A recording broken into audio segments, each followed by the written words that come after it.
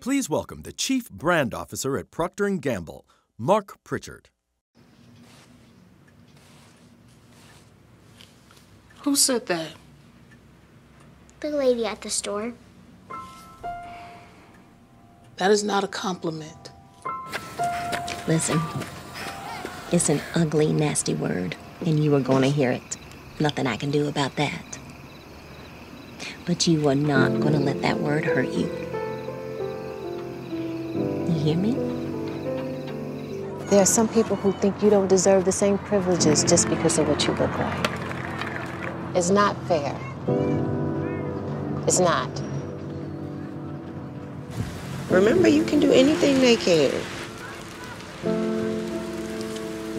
Difference is you gotta work twice as hard and be twice as smart. Come straight home after practice. You got your ID? Oh, guess I stopped you. How's your review? We're good. You good? Yeah, you see? We're good. Okay, good. Now, when you get pulled over... I'm a good driver, okay? Baby, don't worry. This is not about you getting a ticket. This is about you not coming home. I'm gonna be okay. Right? Okay. Baby.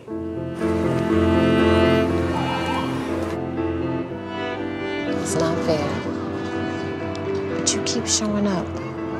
You are not pretty for a black girl. You are beautiful, period. Okay? Don't ever forget that.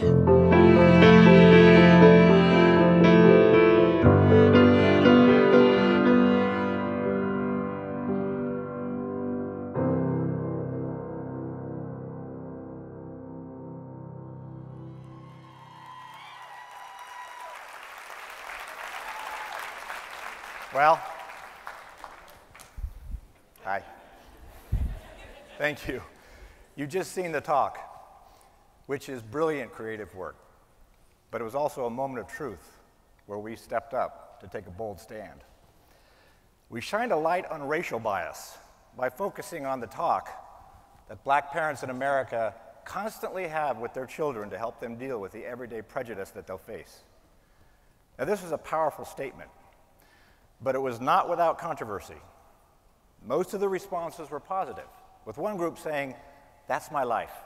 Thank you for recognizing it." And another group saying, "Wow, I didn't realize that happens. Let's talk about it." But some reactions were negative, denying that the issue exists at all. And a few were very negative, angrily saying, "Why are companies involved in social and political issues? Why don't you just stick to selling products?" Well, we had an answer to that. If not us, then who? If not now, then when? We didn't stop. In fact, we doubled down on both advertising spending and PR. We worked with the ABC hit show Blackish to do an entire episode on the talk with national advertising. We reinforced the message that this film has an important purpose that is needed today more than ever: to promote conversation. Conversation leads to understanding. Understanding leads to changing attitudes. Attitude change leads to behavior change. And behavior change leads to positive action. We were even asked to consider editing out some of the controversial parts of the ad, but we refused, because that would have denied truth. And just because it's not one person's reality doesn't mean that it's not another person's truth. Now, the heat we faced was a real moment of truth. We read some very angry, harsh, and hateful mail. People within our own company wondered if the fight was worth it. And we had to ask ourselves, do we stand down and avoid controversy? Or do we keep going to speak truth and inspire conversations? We chose to keep going, because there's so much more. Well, there's so much more that must be done to address bias. For example, while we heard feedback from the black community that said, while we love the way you portrayed black women, you need to more accurately portray black men. So we worked with, yeah, they were right. I didn't understand it at first. but I talked to some of my friends so they could explain to me in a way that I could understand. And so we decided to work with BET to commission a study to get some insights into the reality of today's black men. And we commissioned Saturday Morning Group, who's transformed those insights into new creative work that will soon debut. And when sixth grader Faith Fenedy was recently suspended from school for wearing hair extensions, My Black is Beautiful and Agami immediately provided public support, featuring Faith in her beautiful hairstyles on Black Girls Rock, reframing a negative experience into something positive for her. Now, why do we take these actions? We take these actions because we're the world's largest advertiser. We have a responsibility, and we've made a commitment to use our voice as a force for good on important issues like eliminating bias to promote equality. But getting to this commitment has been a journey, and it's not always been a smooth one. It's not the work of a few either. It's the work of many in P&G who use their influence to lead. And each of them has experienced their own personal journey that's compelled them to act because they believe in equality, and they believe in P&G and the brands that we have and the people that we have can do something to help achieve it. So in the hopes that it may be useful to you and inspire you to act, I want to share insights into my personal moments of truth that led to the conviction to be willing to step up and stick with powerful creative work like the talk. It's a bit awkward, it's emotional, I'm really nervous.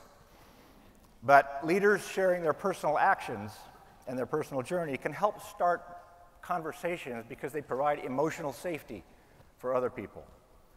And it's certainly a time in America to have these kind of conversations in a civil and respectful way so we can inform, build empathy, and create a brighter future. So here goes.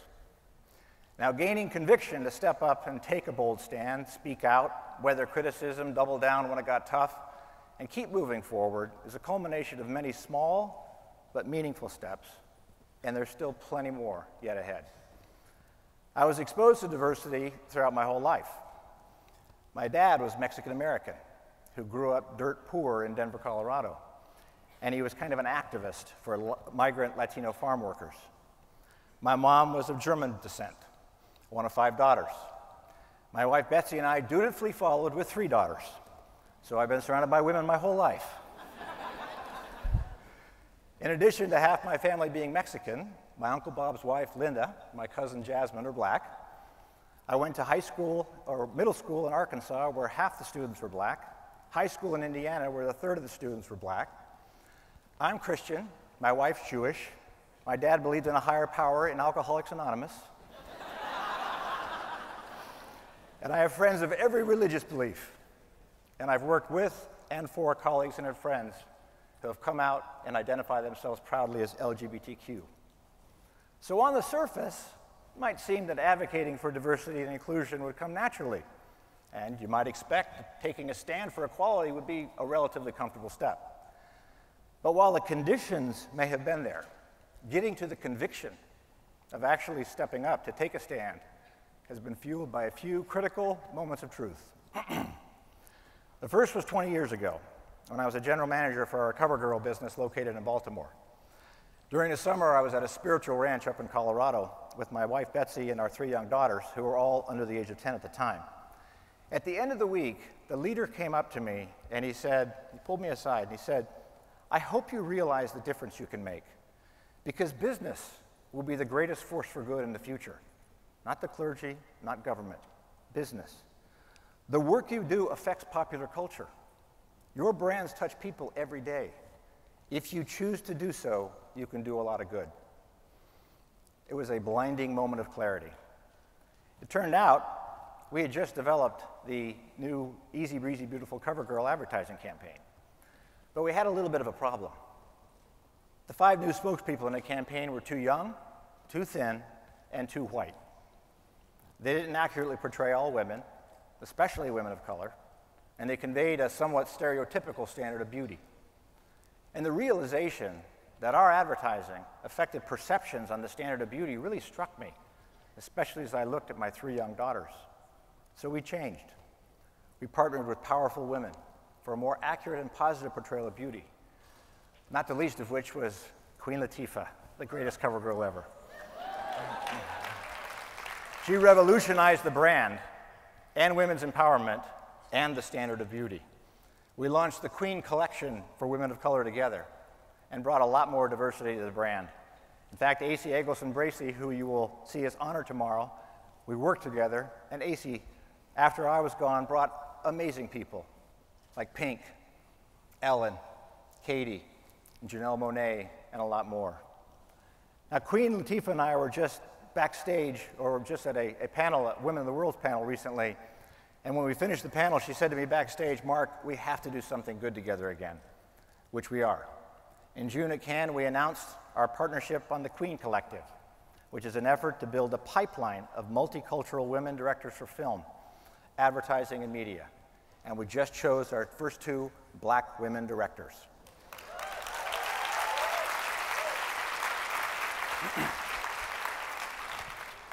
Now, there was another moment of truth that was a little more difficult. For the last several years, I've served as the executive sponsor for our African Ancestry Leadership Network, which is the internal community of black employees at P&G. Now, at first, I was really active. I'd just come from a successful diversity effort at CoverGirl, so we applied all the great things that we were doing there. But after a few years, my efforts just kind of drifted. I took for granted the sustained amount of work that we needed to keep it going. And representation decreased, attrition increased, we started losing market share among black consumers. This resulted in a crisis of confidence among the most senior black leaders at P&G, who bravely took it upon themselves to respectfully, but very pointedly, confront me, our chief HR officer, and our CEO, indicating that they had some major concerns and asking for an intervention. Now, as one of the chief advocates for diversity, they didn't believe I was fully committed. And they also didn't believe that leadership was doing enough. And the issue is, they were right. We had awareness, but what we lacked was demonstrated conviction and, most importantly, sustained action to do something. This was a profound and a painful moment and a huge wake-up call. And I went through every emotion, most of all the pain and disappointment in myself for letting people down, people I cared about deeply as colleagues and friends. It was another moment of truth. Do I just slink away, or do I step up? Then I decided to step up. I personally engaged with deep dialogues with trusted colleagues and friends, many of which are sitting right over here right now, like Crystal and Andrea and Eric and Tanisha and Leela and Damon, who's backstage, unfortunately, Verna, Tiffany, Juan, Terrence, Crystal. This is the kind of thing that you do in a moment like this. You reach out and connect with people. And they've been willing to educate me, share their feelings, tell me what I was missing, what actions to take, and affirming when I did something right. We also formed an external board so we could really go deep and understand. We wanted to hear from black employees to get a genuine understanding of the reality that they faced inside and outside of our company so we could take action like you would with any major business problem. Our Chief Diversity Officer, William Gibson, who's amazing, arranged what we call a fishbowl session. It's a session where we bring people together and they sit in a huddle and others observe them. And we observed black leaders from every level of the company and those who had left P&G who wanted to come back and share with us. And they courageously shared the realities of what they faced and are still facing. And I can tell you, words can't convey the raw emotion that they expressed and are still facing. I was shocked and angry at the bias that existed. It was painful to hear about the cumulative impact of comments, dismissals, misunderstandings, mispronunciations, little microaggressions and exclusions. And equally hard to fathom the fear that exists outside of our walls in the community. So it was clear that we, and I personally, had to step up. We had some cursory awareness and commitment, but we didn't have enough depth, and we certainly didn't have enough action. So we set goals from the very top. Be the best company for African American employees and the best brands for AA consumers.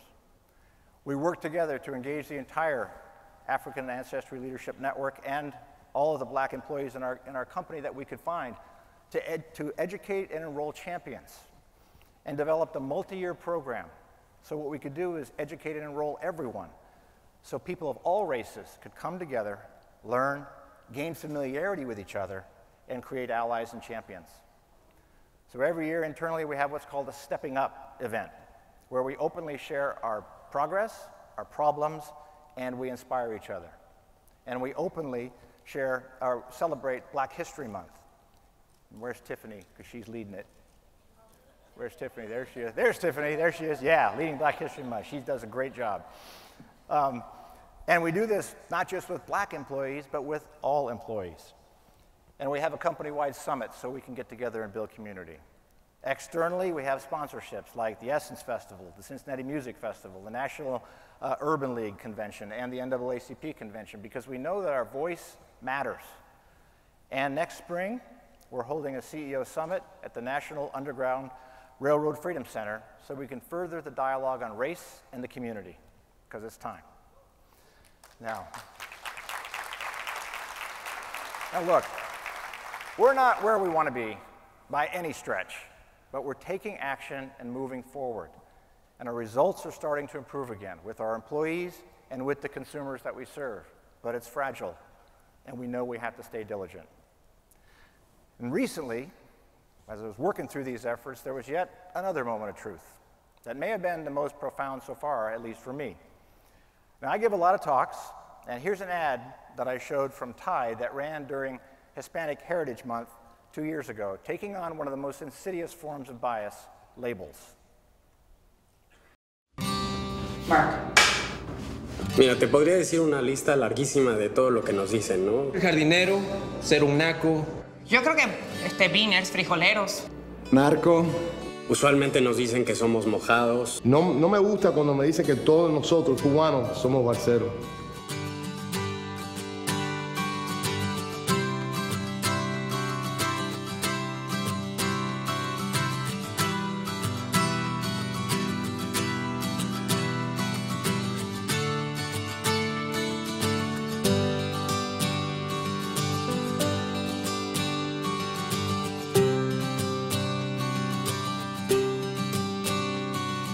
Lo primero que me vino a la cabeza es que esto es un insulto para los cubanos. De alguna manera es lo que piensa mucha gente.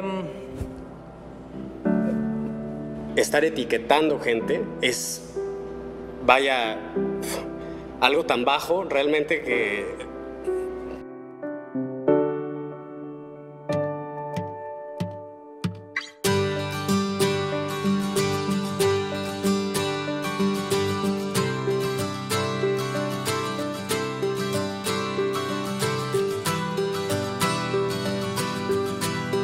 Pues claro que me gustaría borrarlo. Sería un gran comienzo. Todos somos iguales y que no hay que poner labels a la gente. Que los mexicanos somos, de verdad, gente de trabajo. Sin etiquetas, sin prejuicios. Las únicas etiquetas que existan sean así, las positivas, las que sí son de verdad.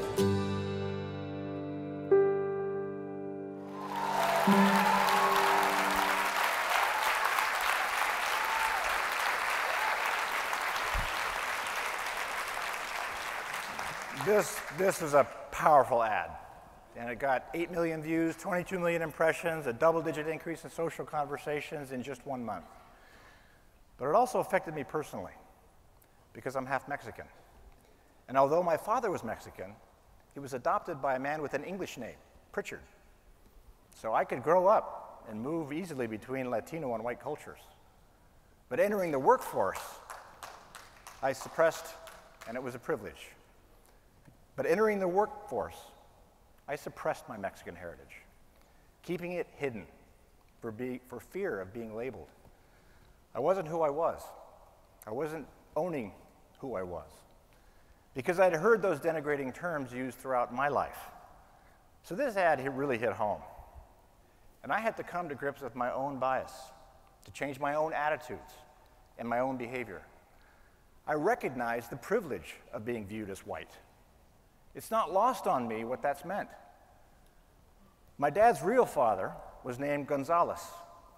My parents had a good friend named Mick. and it was a name that they were considering for me strongly. So think of the difference of growing up Mickey Gonzalez versus Marc Pritchard. I remembered my dear old dad reinforced biases, all in an effort to protect me because he loved me. For example, when I applied for a job, there's a place to specify race. Caucasian, black, Latino. Dad, what should I mark? He said, you mark Caucasian. Otherwise, you'll be judged differently and have trouble getting a good job. He did that because he loved me and he wanted the best for me, but it had an effect on me. There were situations at work. Early in my career, I worked for several senior managers who called me young Mark in kind of a diminishing way. I kind of long for those days now, by the way. But during a performance review, my boss brought it up, and I said, well, what can I do about that? He said, well, there's not a lot you can do, but you might want to avoid getting too dark a tan. It brought back a memory, though, of my dad, who once said the same thing about himself, that he often avoided the sun from getting too dark for the judgment that might come upon him. So as I reflected on these points, I realized my own biases, and I had to unlearn many of them.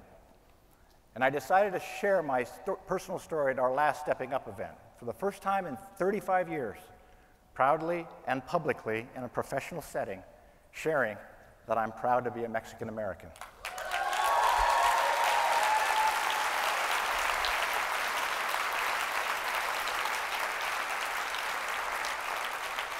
It was an emotional moment, but it made it clear that when leaders step up to talk about tough issues like bias, it gives others the safety to talk, change attitudes, and change behavior.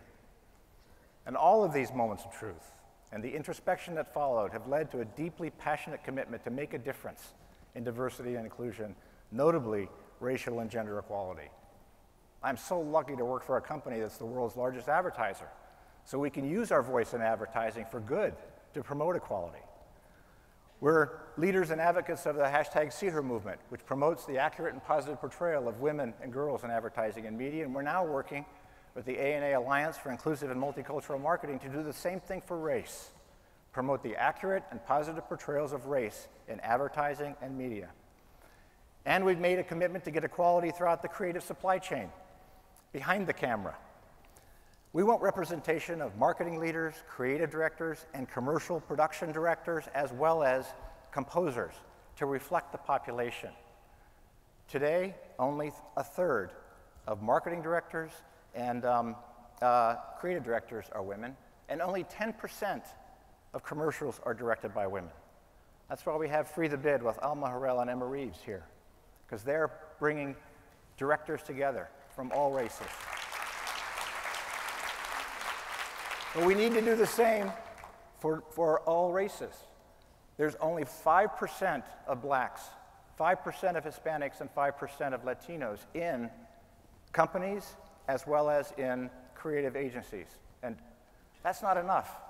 And we don't even know how many there are behind the camera on commercial production and composers. That has to change. We need to get this equal. This is what equality is about. And that means we need everyone to join forces. Join forces for equality on gender and race, but also for LGBTQ, people with disabilities, as well as economic and religious diversity. Because when we do that, everyone will feel included and valued. It's time, and it can lead to brilliant creative work like this. Ooh, child, things are gonna get easier. Ooh, child, things will get brighter. Ooh, child, things are gonna get easier. Ooh, child, things will get brighter. Someday we'll get it together and we'll get it all done. Someday when your head is much lighter. Someday we'll walk in the rays of our beautiful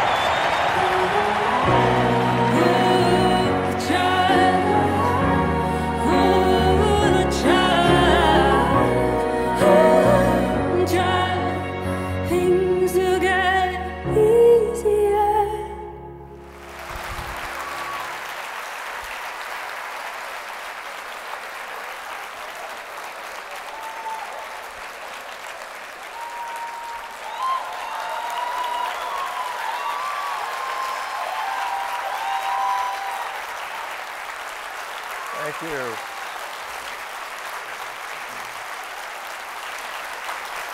You should applaud because Patty, Curvins, who was black, and Alma, who were the directors of that, the creatives and directors. That's the power. Look, I believe everything happens for a reason, and these moments of truth have firmed my conviction that this is the path that I am destined to take, to use whatever influence I have to promote equality and make the world a better place. My advice to you is to make equality personal. Explore your personal journey. Recognize the privileges you have, and use your position and influence for good. That means asking the tough questions on casting, insisting on an accurate and positive portrayal of race and gender, asking why not on a promotion, expecting a diverse range of agency partners, commercial directors, producers, and composers. Each of us can make a difference every day using our voice. And when it matters most, pick up and take the bold stand.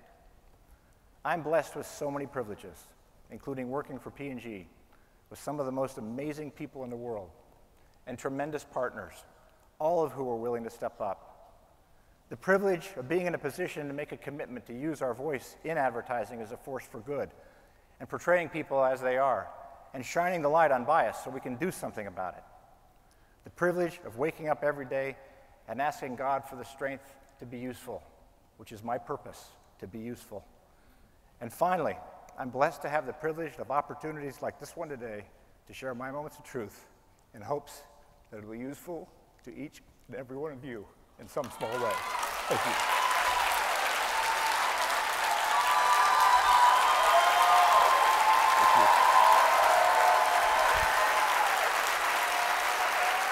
Thank you. You rock.